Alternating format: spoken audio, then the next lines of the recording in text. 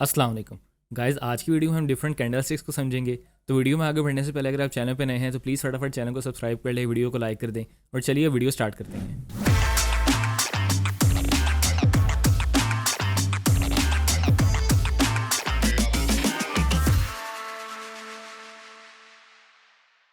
तो दोस्तों सबसे पहले ये हमारे सामने जो है दो तरह की कैंडल्स हैं। एक लॉन्ग कैंडल है, एक शॉर्ट कैंडल है। ये यूरो USD 5 मिनट का चार्ट है। इसके अंदर जो है ये दोनों जो है 5 मिनट का टाइम फ्रेम है, यानी कि इधर 5 मिनट के अंदर जो जो प्राइस थी यहाँ पे ओपन हुई थी, मैक्सिमम यहाँ तक गई थी, सबसे कम यहाँ तक गई थी और यहाँ पे आके जो है क्लोज़ हुई थी। और जहाँ पे ये वाली कैंडल क्लोज़ हुई थी वहीं पे जो दूसरी कैंडल है वो स्टार्ट हुई थी। यहाँ पे काफ़ी यहाँ तक ऊपर गई थी, यहाँ तक नीचे गई थी और फिर यहाँ पे जो है क्लोज़ हो गई थी। तो ये जो कैंडल स्टिक है ये हमें बता रही है कि इन दोनों सेशंस के अंदर, यानी कि ये जो 10 मिनट का सेशन हुआ है, 5 मिनट का ये, 5 मिनट का ये, इन दोनों के अंदर जो बुल्स थे वो भारे रहे थे, यानी कि जो बायर्स थे उन्होंने काफ़ी अग्रेसिव बाइंग की है, स्पेशली पहले वाली चार्ट के अंदर, और वो प्राइस को जो है काफ़ी पुश करके काफ़ी ऊपर ले गए। लेकिन जो दूसरी चार्ट थी उसके अंदर जो सेलर्स थे वो भी काफ़ी अग्रेसिव हो गए थे, उन्होंने भी काफ़ी ज़्यादा जो यूरो USD का ये जो पेयर था इसको काफ़ी ज़्यादा सेल किया था। और ये जो दूसरी 5 मिनट की चार्ट थी इसके अंदर जो बायर्स हैं वो प्राइस को बहुत ज़्यादा ऊपर पुश नहीं कर सके, मैक्सिमम यहाँ तक ऊपर लेके गए थे। लेकिन उसके बाद जो सेलर्स था उन्होंने मार्केट के अंदर आगे उन्होंने मार्केट को डोमिनेट किया और जो प्राइस है ये यूरो USD की वो नीचे आके जो है यहाँ पे क्लोज होगी। नो डाउट इस 5 मिनट के अंदर भी जो बुल्स थे वो यानी कि विनिंग हुई थी, उनके जो बुल्स थे वही जीते थे। जो कैंडल है वो पॉजिटिव के अंदर ही क्लोज हुई है, लेकिन जितना बड़ा ये वाला सेशन था इतना बड़ा सेशन जो है अगला 5 मिनट का नहीं गया। और ये जो पैटर्न है इसको हम लोग इनगल्फिंग पैटर्न बोलते हैं, ठीक है। ये जो है बुलिश इनगल्फिंग पैटर्न है और ये जो है ये बेरिश इनगल्फिंग पैटर्न है, ठीक है। सेम वही वाली चीज़ है जो पहले हो रही है। यहाँ पे जो बायर्स थे वो मार्केट को पुश कर रहे थे, ठीक है, और यहाँ पे जो बियर्स हैं वो मार्केट को नीचे पुल कर रहे हैं। मार्केट थी इस वाले 5 मिनट के अंदर यहाँ पे खुली थी, यहाँ पे जो है बंद हो गई थी, और जो दूसरी वाली 5 मिनट का टाइम फ्रेम था उसमें मार्केट यहाँ पे खुली थी और यहाँ पे बंद हो गई थी। तो इसके अंदर जो पहला 5 मिनट था उसके अंदर जो सेलर्स थे वो इतना डोमिनेट नहीं कर सके मार्केट को। जो बियर्स थे उन्होंने मार्केट को काफ़ी जो है यानी कि ऊपर पुश करने की वो कोशिश की थी। लेकिन दूसरे 5 मिनट के सेगमेंट के अंदर, सेशन के अंदर, वहाँ पे जो बुल्स थे वो मार्केट को इतना ऊपर नहीं रख सके और बियर्स ने मार्केट को बहुत डोमिनेट किया और मार्केट जो है यहाँ पे आके बंद हो गई थी। जो मार्केट थी वो मैक्सिमम यहाँ तक नीचे गई थी, लेकिन यहाँ पे जाने के बाद या तो जो बियर्स थे वो इसको मज़ीद शॉर्ट करने के उसके अंदर नहीं थे, यानी कि मूड के अंदर नहीं थे। उन्होंने कहा था कि भाई बस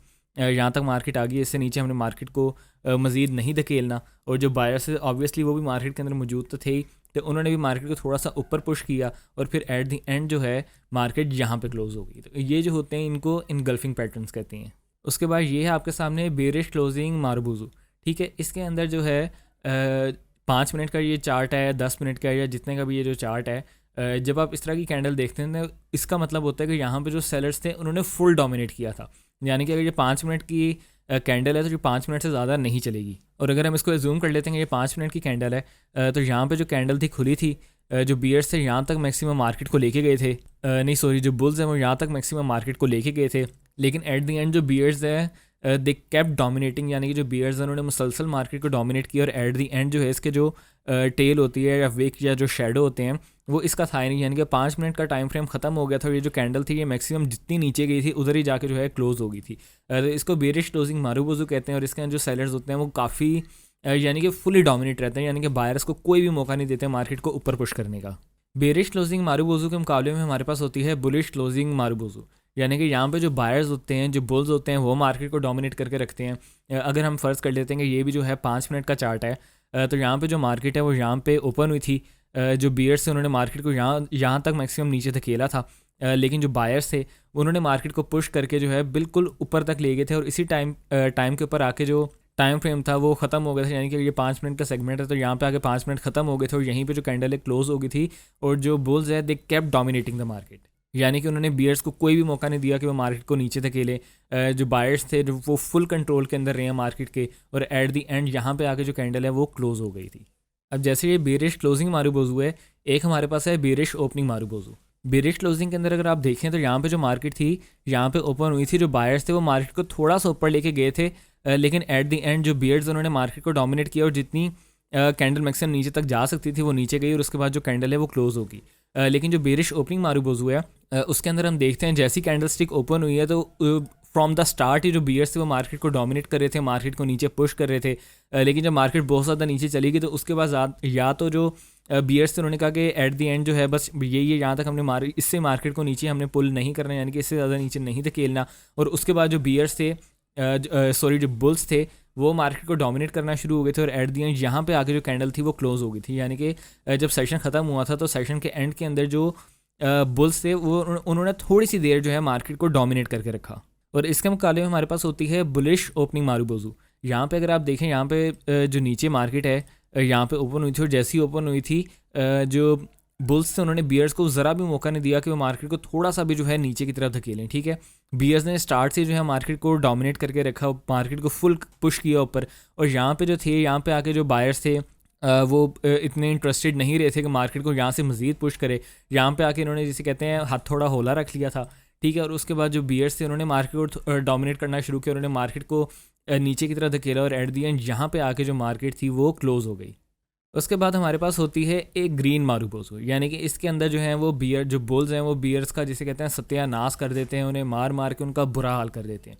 ठीक है, यानी कि उनको ज़रा सा भी मौका नहीं देते कि वो एक सेकंड के लिए भी जो है मार्केट को डोमिनेट करके रखें। यानी कि जब से स्टार्ट हुआ था, जब से मार्केट ओपन हुई थी, अगर ये 5 मिनट की कैंडल है तो पूरे 5 मिनट के अंदर जो बुल्स हैं उन्होंने मार्केट को डोमिनेट करके रखा है। यहाँ पे आके 5 मिनट का जो टाइम फ्रेम था वो ख़त्म हो गया था। ठीक है, उसके बाद अगली कैंडल जारी सी बात स्टार्ट होगी तो स्टार्ट से लेके एंड तक जो बुल्स हैं उन्होंने मार्केट को डोमिनेट किए, एक सेकंड के लिए भी जो मार्केट है वो नीचे नहीं आई। यानी कि यहाँ पे जो है इस तरह के सिनेरियो के अंदर जो बुल्स हैं वो मार्केट को बहुत ज़्यादा डोमिनेट करके रखती हैं। और उसके मुकाबले में हमारे पास होते हैं रेड मारूबोजू, यानी कि यहाँ पे जो बियर्स होते हैं उन्होंने मार्केट को डोमिनेट करके रखा होता है। यहाँ पे कैंडल खुली है, यहाँ पे क्लोज हो गई है। जो जो बुल्स हैं उनको बियर्स ने बुल्स को एक भी मौका नहीं दिया कि वो मार्केट को थोड़ा सा भी पुश कर सकें। यानी कि जब कैंडल ओपन हुई थी तब थोड़ी सी टेल निकल आती, शेडो निकल आता, लेकिन नहीं। और जब टाइम फ्रेम ख़त्म हुआ है तब भी जो कैंडल है वो एज इट इज़ ही रही है। यानी कि उन्होंने बिल्कुल भी मौका नहीं दिया कि वो बुल्स को एक सेकंड के लिए भी मार्केट डोमिनेट करने का मौका दें। और उसके बाद हमारे पास आ जाता है डोजी। डोजी के अंदर हम कह सकते हैं कि जो बुल्स और बियर्स के दरमियान जो मैच है वो टायर है। ठीक है, ये हमारे पास जो होती है ग्रीन डोजी होती है और एक रेड डोजी होती है। ग्रीन डोजी यानी कि इस तरह प्लस का साइन होता है और इसका मतलब होता है कि मार्केट जहाँ पे ओपन हुई थी बिल्कुल हल्की सी उससे ऊपर जाके जो है क्लोज हुई है। और जो रेड डोजी होता है उसके अंदर होता है कि मार्केट जहाँ पे यानी कि जहाँ पे कैंडल स्टिक ओपन हुई थी उससे बिल्कुल थोड़ी सी जो है मिनिमल सी नीचे जाके जो है वो मार्केट क्लोज हो गई। इसके अंदर हम कह सकते हैं कि जो बुल्स हैं उन्होंने भी पूरा जोर लगाया और बियर्स ने भी पूरा जोर लगाया है और दोनों की जो ताकत थी वो तकरीबन बराबर थी। तो कोई भी जो एक इंसान है जो एक ग्रुप है वो मार्केट को डोमिनेट नहीं कर सका। यानी कि अगर ग्रीन डोजी है तो यहाँ पे जो बुल्स हैं वो मार्केट को डोमिनेट नहीं कर सके। यानी कि वो जितना मार्केट को पुश करने की कोशिश कर रहे थे, मार्केट एट दी एंड यहाँ तक ही ऊपर गई और उसके बाद जो मार्केट है वो नीचे जाना शुरू हो गई। और उसके बाद जो बियर्स हैं उन्होंने मार्केट को मैक्सिमम यहाँ तक ही नीचे धकेला और यहाँ से आके जो बुल्स थे उन्होंने पूरा जोर लगाया और मार्केट जो है बिल्कुल थोड़ी सी ऊपर गई है अपने कैंडल स्टिक यानी कि टाइम फ्रेम के अंदर और एट दी एंड ग्रीन में जाके क्लोज हुई है। लेकिन इसका जो है तकरीबन बहुत मिनिमल सा फ़र्क पड़ा होगा, बिल्कुल भी फ़र्क नहीं पड़ा होगा। और सेम यही सिनेरियो जो है रेड डोजी के अंदर भी है। जो बायर्स हैं उन्होंने फुल कोशिश की मार्केट को ऊपर लेके जाए, मार्केट मैक्सिमम जो है यहाँ तक ही ऊपर गई है और उसके बाद जो बियर्स हैं उन्होंने फुल जोर लगाया, वो यहाँ पे मार्केट को लेके गए हैं यानी कि नीचे तक लेके गए हैं। लेकिन उसके बाद जो बियर्स थे वो फिर बुल्स के आगे हार गए हैं। बुल्स ने मार्केट को फुल ऊपर पुश किया और एट दी एंड जहाँ पे मार्केट ओपन हुई थी उससे थोड़ी सी नेगेटिव के अंदर जाकर जो है मार्केट क्लोज हो गई है। एक ही हमारे पास डोजी होती है जो इस तरह के प्लस साइन के अंदर हमें नज़र आती है और एक हमारे पास होती है लॉन्ग डोजी। ठीक है, लॉन्ग डोजी के अंदर अगर हम लोग यहाँ पे देखते हैं, यहाँ पे जो मार्केट थी सेम वहीं जहाँ पे ओपन हुई थी वहीं पे क्लोज हो गई थी। यहाँ पे ओपन हुई थी, जो बुल्स थे वो मार्केट को बहुत ऊपर ले गए थे, लेकिन उसके बाद जो है बियर्स ने मार्केट को डोमिनेट कर दिया और उन्होंने इतना मार्केट को नीचे धकेला है कि जहाँ पे मार्केट बुल्स ने ओपन की थी उसके ऊपर ही आके तकरीबन उससे बिल्कुल थोड़ा सा ऊपर जाके जो मार्केट थी वो क्लोज हो गई थी। सिमिलरली जो रेड लॉन्ग डोजी है इसके अंदर जो मार्केट थी जहाँ पे ओपन हुई थी उसके बाद जो बियर्स जो बुल्स थे उन्होंने मार्केट को थोड़ा सा ऊपर किया था, थोड़ा सा मार्केट को ऊपर लेके गए थे, लेकिन जो बियर्स थे वो बहुत ज़्यादा स्ट्रॉन्ग थे, उन्होंने मार्केट को बहुत ज़्यादा नीचे धकेल दिया। लेकिन एट द एंड जो बुल्स थे वो मार्केट के अंदर एक्टिव हो गए, अग्रेसिव हो गए, उन्होंने बहुत ज़्यादा अग्रेसिव बाइंग की और जितना भी जो बियर्स का काम था वो मलिया मेट कर दिया, उस पर पानी फेर दिया, मार्केट को फुल ऊपर पुश करने की कोशिश की। लेकिन फिर भी वो मार्केट को बहुत ज़्यादा ऊपर तो लेके नहीं गए, लेकिन उन्होंने वहाँ पे मार्केट को क्लोज़ करवा दिया जहाँ पे मार्केट ओपन हुई थी। उसके बाद जो हमारे पास अगली कैंडल है इसको कहते हैं स्पिनिंग टॉप। अब ये जो स्पिनिंग टॉप है ये अब तक आपको ये तो पता चल गया होगा कि ये जो ग्रीन है तो ये जो है यहाँ पे खुल रही है, यहाँ पे बंद हो रही है, मैक्सिमम इधर तक गई, मिनिमम यहाँ तक गई। अच्छा, अब ये जो स्पिनिंग टॉप्स होती हैं इनका मतलब क्या होता है? ये जहाँ पे चार्ट के अंदर फॉर्म हो रही होती हैं तो इसकी जो होती है डिफरेंट इंटरप्रिटेशन हो सकती है। यानी कि फॉर एग्जांपल मैं आपको बताता हूँ, अगर ये जो स्पिनिंग टॉप है अगर ये चार्ट के बॉटम के ऊपर बन रहा है, यानी कि मार्केट ऊपर से नीचे आ रही है और नीचे आके जो है अगर ये इस तरह का चार्ट फॉर्म हो रहा है, तो ये जो है एक साइन हो सकता है कि जो मार्केट है वो अब यहाँ से बाउंड करेगी, यहाँ पे मैक्सिमम नीचे आई है और यहाँ से जो है मार्केट अब ऊपर की तरफ जाएगी। ये इसकी एक इंटरप्रिटेशन जो है हो सकती है। इसकी और भी काफ़ी ज़्यादा इंटरप्रिटेशन हो सकती है जो मैं इंशाल्लाह आगे आने वाली क्लासेस के अंदर दूंगा। जो स्पिनिंग टॉप्स होती हैं वो बेसिकली वो होती हैं जिनकी जो बॉटम टेल होती है और जो अपर टेल होती है, ये जो शेडोज़ होते हैं दोनों साइड के बराबर होते हैं और बीच के अंदर जो होती है इसकी जो होती है इतनी सी बॉडी होती है और दोनों साइड पे जो होती है इसकी जो टेल्स होती हैं उनका साइज़ बराबर होता है। इस तरह अगर जो ये जो स्पिनिंग टॉप्स है अगर ये चार्ट के बॉटम पे बन रहे हैं तो ये साइन हो सकता है कि जो मार्केट है अब यहाँ से रिबाउंड करेगी और मार्केट यहाँ से अब ऊपर जाएगी। सिमिलरली हमारे पास जो होती है इस तरह की एक बेरिश स्पिनिंग टॉप्स होती हैं। ये भी डिपेंड करता है कि चार्ट के अंदर जो है ये कहाँ पे फॉर्म हो रही हैं। ज़्यादातर जो इसका हो सकता है यानी कि जो इसका मीनिंग हो सकता है वो ये होता है कि जो अगर ये चार्ट के टॉप पे बन रही हैं तो इसका मतलब है कि मार्केट जितनी मैक्सिमम ऊपर जा सकती थी वो चली गई है और उसके बाद जो मार्केट है वो अब नीचे की तरफ जाना शुरू होगी। उसके बाद हमारे पास आ जाता है हैमर और हैंगिंग मैन। इनकी भी जो इंटरप्रिटेशन होती है वो डिफरेंट होती है, डिपेंड करता है कि ये जो है चार्ट में कहाँ पे फॉर्म हो रही हैं दोनों इस तरह की जो कैंडल स्टिक्स हैं।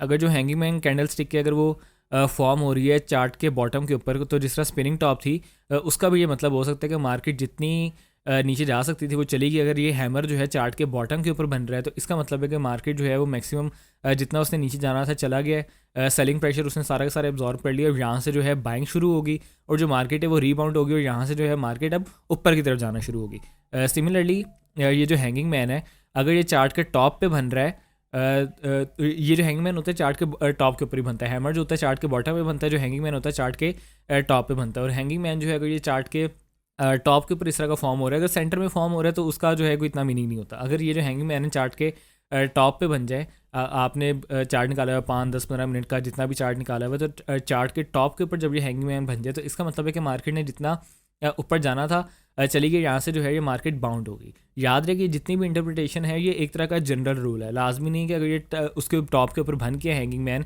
चार्ट के टॉप के ऊपर बन गया या जो हैमर अगर वो चार्ट के बॉटम पे बन गया तो ये जो है क्लियर इंडिकेशन है कि मार्केट ने अब यहाँ से ऊपर ही जाना है, या हैंगिंग मैन के सिनेरियो में मार्केट ने अब यहाँ से ऊपर से नीचे ही जाना है। आइडियल सिनेरियोज़ के अंदर इस तरह होता है, लेकिन जो इसकी इंटरप्रिटेशन होती है ये लाजमी नहीं है कि 100% ही ऐसी हो। मार्केट के लिहाज से, मार्केट के सेंटीमेंट के लिहाज से, न्यूज़ के लिहाज से ये चीज़ें जो होती हैं डिफरेंट हो सकती हैं। अब हैमर और हैंगिंग मैन के बाद है हमारे पास इन्वर्टेड हैमर और शूटिंग स्टार। ये जब भी ग्रीन कैंडल बनती है इस सिनेरियो के अंदर देख लें, अगर हैमर बन रहा है तो हैमर भी जो होता है इसकी छोटी बॉडी होती है, लॉन्ग शेडो होता है, और जो हैमर होता है ये चार्ट के बॉटम के ऊपर बनता है। ठीक है, हैमर भी चार्ट के बॉटम के ऊपर बनेगा और इसका ये जो है ट्रेंड रिवर्सल की इंडिकेशन देता है, यानी कि मार्केट यहाँ से ऊपर जाएगी।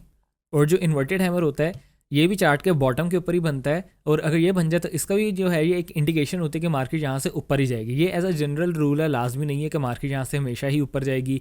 और in the case of shooting star ये जो शूटिंग स्टार होता है चार्ट के टॉप पे बनता है और शूटिंग स्टार के सिनेरियो के अंदर मार्केट ऊपर से नीचे ही जाएगी। ये एक जनरल रूल है, लेकिन मार्केट सेंटीमेंट के लिहाज से, फंडामेंटल एनालिसिस के लिहाज से ये चीज़ें जो होती हैं गलत भी हो सकती हैं।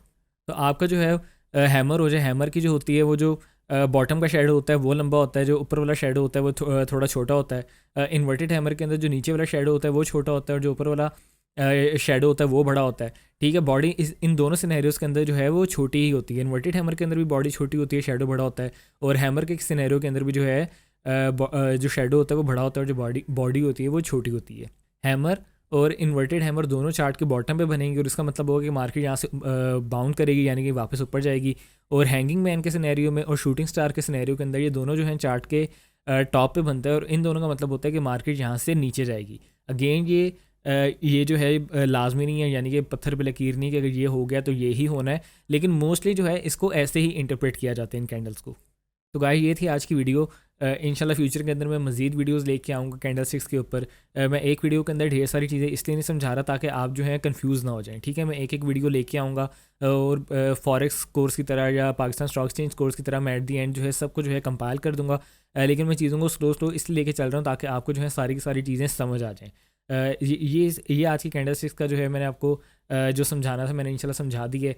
अगर आपके कोई क्वेश्चन है तो आप नीचे कमेंट सेक्शन के अंदर मुझसे पूछ सकते हैं। मैं इंशाल्लाह कोशिश करूँगा आप सबके सवालात के जवाब दूँ।